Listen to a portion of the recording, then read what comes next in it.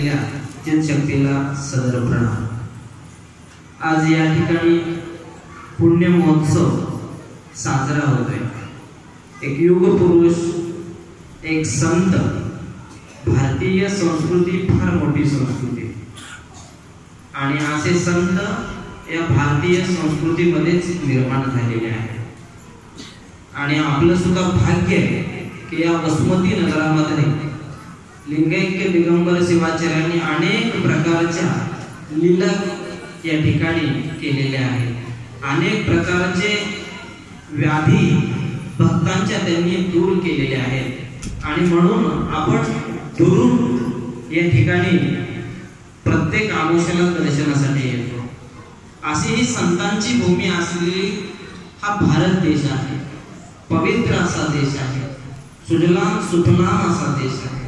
आणि म्हणून अशा या देशामध्ये आपण ज्यावेळेस जन्म घेतो म्हणजे निश्चितच आपल्यासारखं भाग्य कुणाचंही नाही। कारण आपल्या देशातली संस्कृती एक नंबरची आहे, चांगली आहे।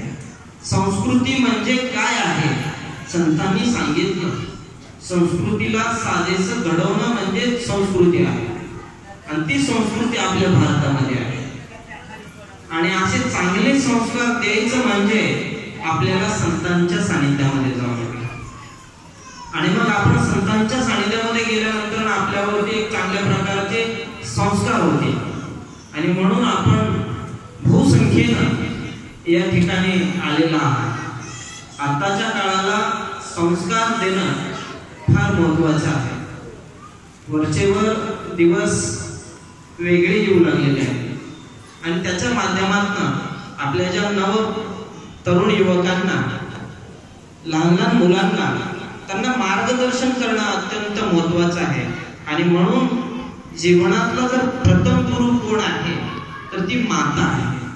आणि त्या मातेनं त्या लहान जीवावरती चांगले संस्कार केले पाहिजे आणि असे संस्कार तुम्हा सर्वांना घडो।